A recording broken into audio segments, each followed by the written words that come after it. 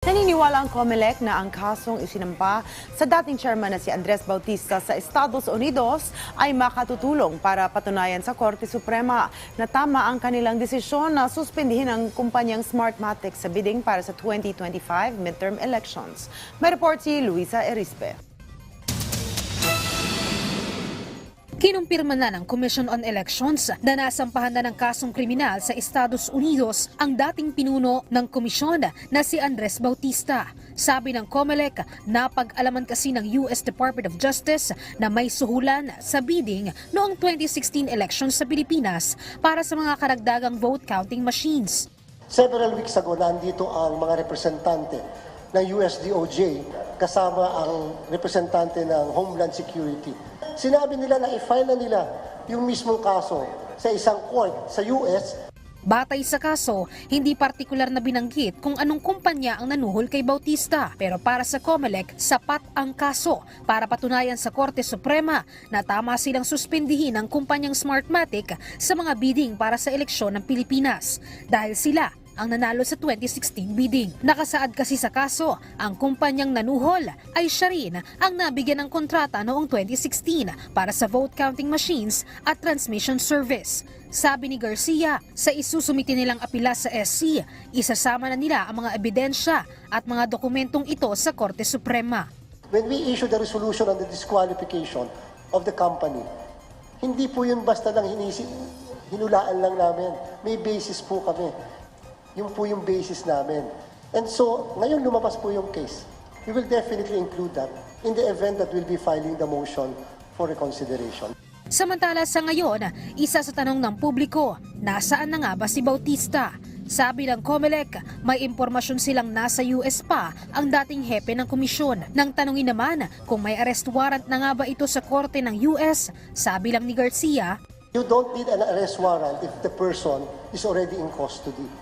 plano ng COMELEC na magsampa rin ng kaso laban kay Bautista sa korte sa Pilipinas at sa mga posibleng kasabwat nito sa oras na matapos nila ang investigasyon sa mga alegasyon noong 2016 bidding.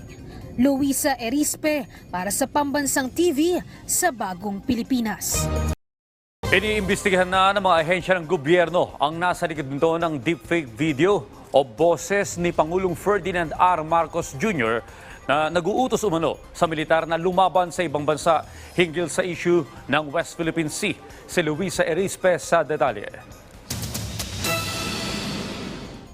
Sabi ko sa ating mga magigiting na sundalo, kamantin sa China kung kinakailangan.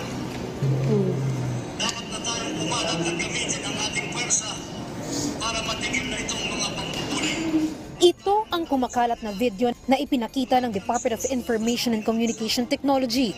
Ginagamit ang boses ni Pangulong Ferdinand R. Marcos Jr. na nag-uutos na lumaban kontra sa ibang bansa sa issue ng West Philippine Sea. Pero mariing sinabi ng DICT, peke at isang deep fake o AI-generated ang boses ng Pangulo rito. Bagay na kinumpirma rin ng Presidential Communications Office. Dahil dito, pinabura na ang video mula sa social media at iniimbestigahan na ng mga ahensya ng gobyerno ang nasa likod nito. We immediately asked YouTube to take it down and they did. In one day they did. Yun nga lang, so may lumalabas pa din. DICT does not have any police powers, no? So we'll have to discuss this first with the National Security Council.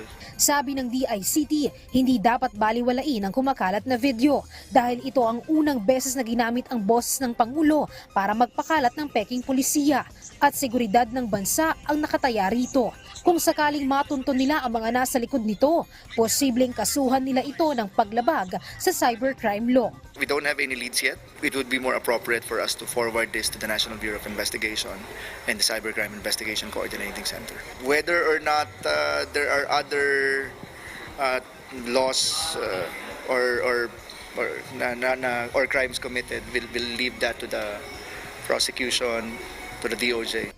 Para naman sa National Security Council, maaari raw na kaya may naglalabas ng mga peking video dahil sa nagaganap na balikatan exercises ng Pilipinas kasama ang iba't ibang bansa.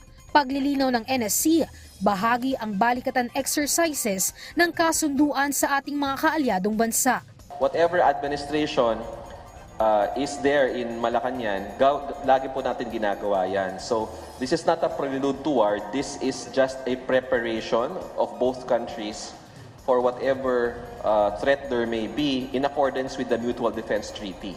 Patuloy namang nananawagan ng DICT sa publiko na huwag basta-basta maniwala sa mga kumakalat na video online, lalo na kung boses lang naman at walang lehitimong video na ipinapakita. Maging mapanuri at tangkilikin lang ang lehitimong sources ng balita. Huwag na ring ipakalat ang video dahil pagmumulan lang ito ng kalituhan sa publiko. Luisa Erispe para sa Pambansang TV sa Bagong Pilipinas.